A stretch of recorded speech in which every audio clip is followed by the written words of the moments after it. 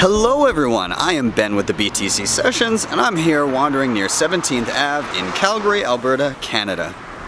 A lot of newcomers to Bitcoin, or people hearing about Bitcoin for the first time, ask the question, why should I trust Bitcoin? I don't know who created it, I don't know how it works, and I already trust my bank, so why bother?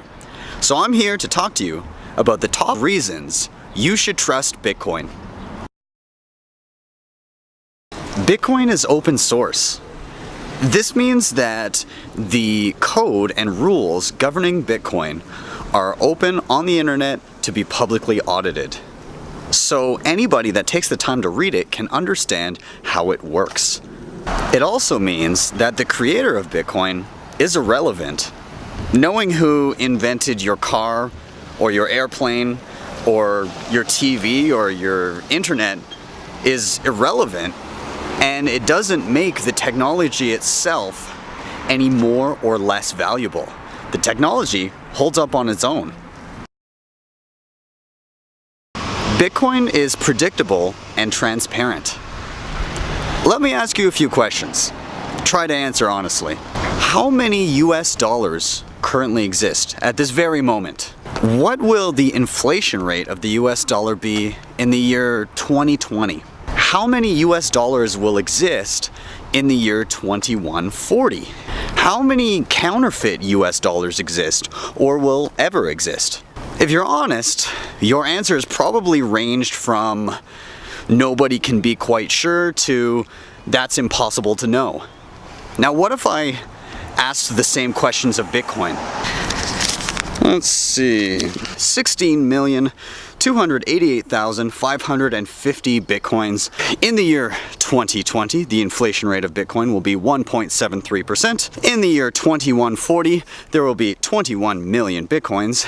And there are no counterfeit Bitcoins, nor will there ever be. Due to the open source consensus-based model of Bitcoin, I can know these things. I know Bitcoin's inflation rate, I know how many exist at any one time, I can know how many will ever exist, and I can know that there are no counterfeits out there. Let's contrast this with national currencies, for instance the US dollar. How do you know when more US dollars will be printed and devalue the ones sitting in your pocket? Well, you don't really. I mean, you don't get very much notice. Take for instance the financial crisis. 16 trillion, with a T, trillion dollars were created to bail out the banks. And how do we project things like interest rates? Well, I mean, some analysts have created software which will analyze speeches made by Chairman of the Federal Reserve, Janet Yellen, and it will look at the language that she uses. And based on her language and the words that she uses, it will project how dovish or hawkish she is, and then it will give those words a score.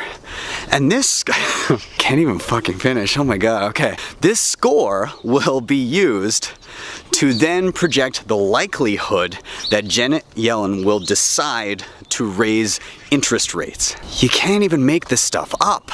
If I had sat you down and given you these two systems without labeling them and telling you what they were, which one sounds more trustworthy and predictable to you? Network uptime and resiliency. Since its launch in January 3rd of 2009, Bitcoin has boasted a 99.99% uptime, with no interruptions to the network other than 2 quick bug fixes to make protocol improvements. And it can be argued whether or not the Bitcoin network was truly offline during these upgrades. That means that over the past 8 and a bit years, there's been a few hours of downtime. Meanwhile, Bitcoin itself has never been hacked. Contrast this with the regular bank outages and hacks that dot the headlines, and it's easy to see which is the more resilient network. But why? It has to do with the philosophies of these networks. Banks work within walled gardens. They try to keep everybody out and protect their databases by not exposing them to threats. whereas Bitcoin is out in the open. It is constantly open to and being attacked every moment of every day. At first this sounds crazy, but you need to think of it in a specific way. Imagine two kids. One kid is kept in his room. The room is sealed, everything is sanitized, and he's never exposed to germs. The other kid sits in the driveway eating mud pies.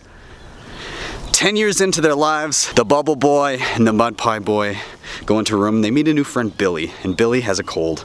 He's sick, he's sneezing, he's rubbing snot on everything, and Billy gets his germs everywhere. Which one of these boys do you think is going to be less likely to catch a cold? My bet is on the boy with the mud pies. This is the approach that the Bitcoin network has taken. By being open to attack on a regular basis, it becomes more resilient. It essentially builds up its immune system to these type of attacks.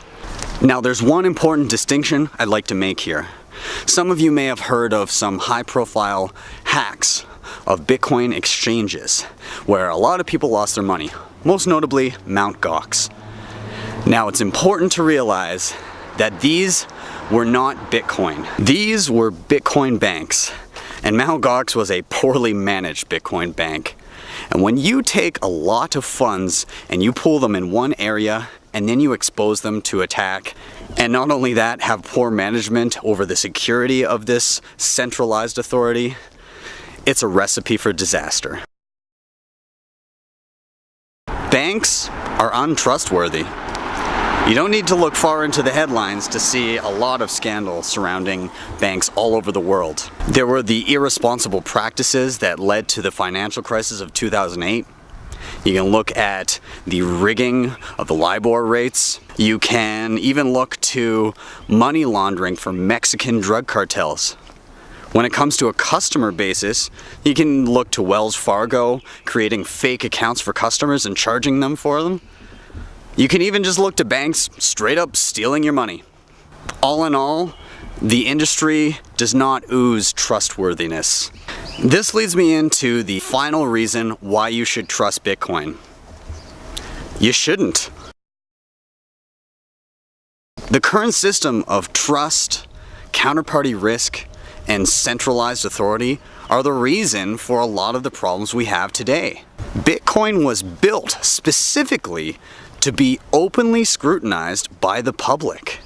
We need to stop trusting people and corporations because they're fallible, and we need to start putting our trust in science, math, and peer review. So don't trust Bitcoin. Ask questions, demand answers, and only when those questions are answered to your satisfaction, then trust Bitcoin. You guys, as usual, thank you so much for watching.